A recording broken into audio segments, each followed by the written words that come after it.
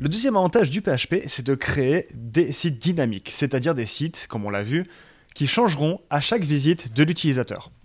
Pour illustrer ça, on va demander à PHP de mélanger notre tableau de manière totalement aléatoire à chaque visite. Donc ça se fait en écrivant shuffle ici. Pareil, ne vous formalisez pas sur l'écriture, on verra ça plus en détail.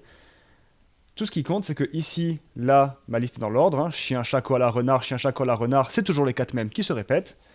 Là, je clique sur Restart, après avoir demandé le shuffle, et on voit renard, renard, koala, renard, chien, renard. La liste a changé. Je reclique sur Restart, attention, regardez la liste, je clique sur Restart, hop, ça a rechangé. Je reclique encore une fois sur Restart, ça a changé. Je peux faire ça autant de fois que je veux. La liste va à chaque fois changer de manière aléatoire. C'est-à-dire que chaque utilisateur qui va venir sur le site verra une liste différente.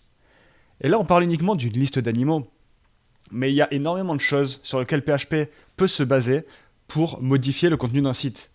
Un exemple assez connu sur les sites, ce serait par exemple de changer le contenu selon la langue de l'utilisateur. Par exemple, si un utilisateur vient sur notre site et on détecte qu'il est anglais, on pourrait traduire chat, chien, renard par cat, dog, fox, ainsi de suite.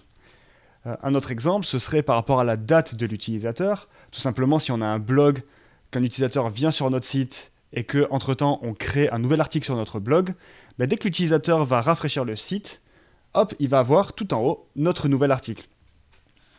PHP permet vraiment d'avoir ces sites dynamiques, ces sites qui, on va arriver dessus, on ne sait pas du tout ce qu'il va y avoir.